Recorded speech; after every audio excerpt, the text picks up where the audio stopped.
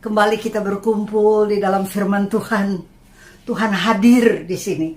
Dan kalau Tuhan Yesus hadir, maka Dia hadir dengan kuat kuasa Roh Kudus dan berkat rahmat Tuhan mengalir. Pada saat ini saya akan bahas sama-sama, Dia ubah kandang jadi istana.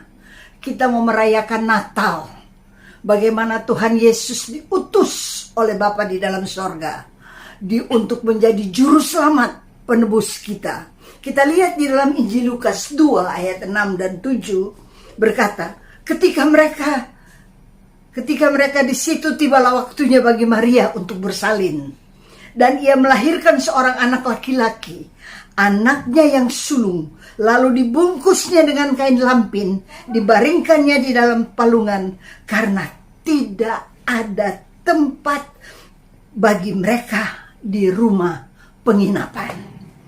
Saudara-saudara, bayangkan juru selamat, penebus, raja di atas segala raja. Ketika Dia masuk ke dalam dunia ini, tidak ada tempat katanya bagi mereka.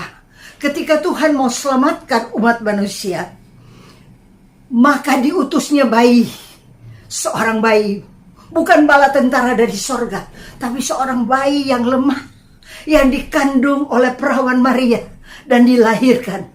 Dan dari bayi yang lemah itu, Dialah yang menjadi berkuasa untuk memerintah. Kita lihat sama-sama bahwa Dia lahir di kandang, kata firman Tuhan. Dibaringkannya dalam palungan karena tidak ada tempat bagi Dia.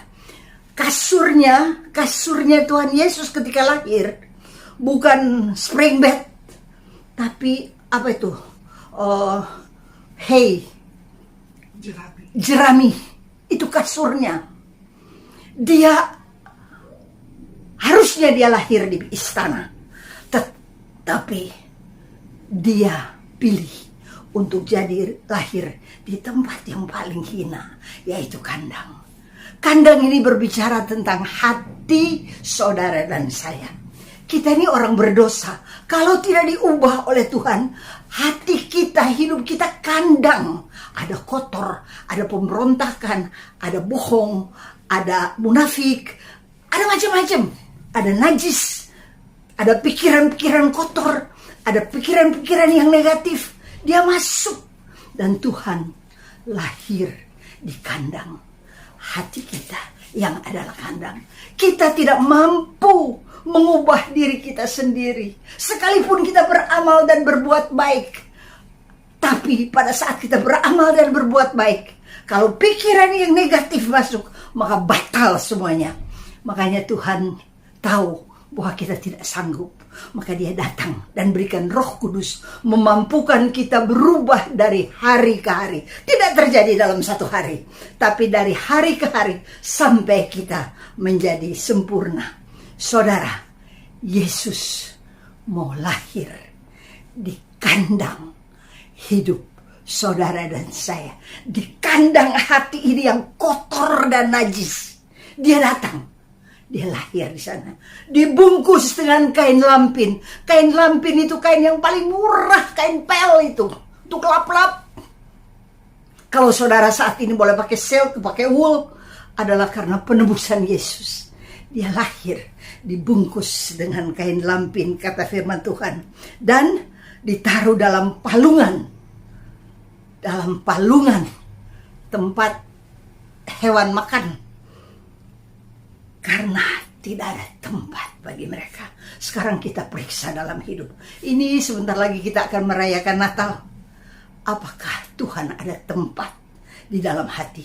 Kalau kita menghina orang, kita mengolok orang, orang yang kita hina dan kita olok itu adalah ciptaan Tuhan. Saudara dan saya tidak berhak menghina orang. Karena apa yang kita hina atau kita olok, itu adalah ciptaan Tuhan. Mari kita saling menghargai, saling menghormati, saling mengasihi, saling mengampuni. Biar pada masa Natal ini kita perbaiki. Tuhan, lahirlah di dalam kandang hati saya dan ubah saya. Dalam Filipi 2 ayat 5 dan 7, hendak hendaklah kamu dalam hidupmu bersama menaruh pikiran dan perasaan yang terdapat juga dalam Kristus Yesus, yang walaupun dalam rupa Allah tidak menganggap kesetaraannya dengan Allah itu sebagai milik yang harus dipertahankan, melainkan ia mengosongkan dirinya sendiri dan mengambil rupa seorang hamba dan menjadi sama dengan manusia. Dia yang adalah Allah 100%, ketika dia masuk ke dalam dunia ini, dia tidak pertahankan, dia tidak menganggap kesetaraan dengan Allah itu sebagai milik yang harus dipertahankan, melainkan telah mengosongkan diri. Maukah kita pada masa Natal ini kita kosongkan diri kita, biar kehendak Bapa jadi. Kalau ada yang bermusuhan sudah bertahun-tahun, mungkin berbulan-bulan, bertahun-tahun, satu sama lain tidak berbicara, padahal rajin beribadah, satu sama lain tidak mengampuni.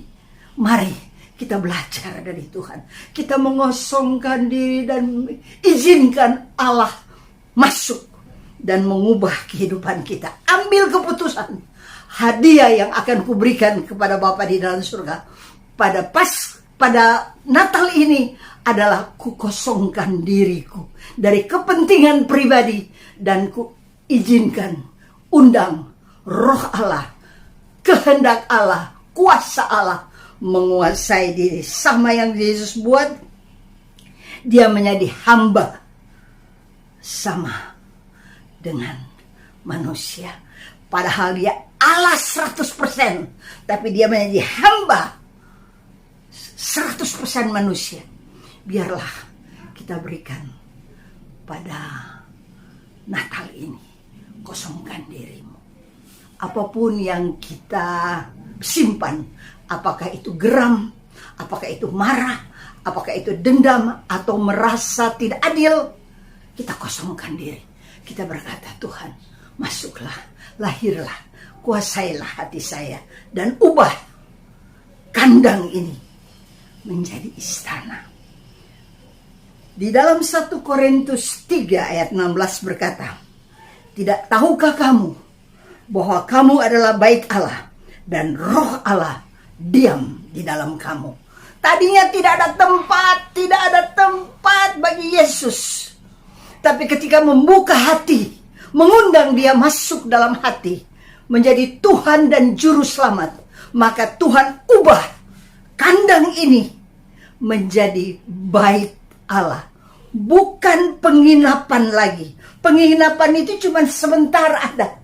Tapi kalau sudah menjadi bait Allah, the temple of the Holy Spirit, kita menjadi bait Allah, kenisa Allah, di mana Allah mau tinggal di dalam kita. Bukan penginapan, tetapi tempat tinggal, bait Allah, di mana dia ubah kandang kita menjadi bait Allah. Izinkan Tuhan buat ini bagi saudara dan saya. Biar pada Natal ini kita sungguh kosongkan diri dari kepentingan pribadi. Dan kita undang sama seperti Bunda Maria. Semua kepentingan pribadinya dia sisihkan. Dan kepentingan Allah dia prioritaskan. Kita minta kepada Tuhan, Roh Kudus, mampukan saya memprioritaskan kepentinganmu. Sehingga orang boleh melihat Yesus, kasih, pengampunan, kesabaran, damai sejahtera boleh mengalir baik di dalam maupun melalui kita. Selamat Natal, Tuhan memberkati. Kita semua adalah bait Allah, Roh Allah diam di dalam kita. Kita adalah masterpiece daripada Tuhan. Selamat Natal.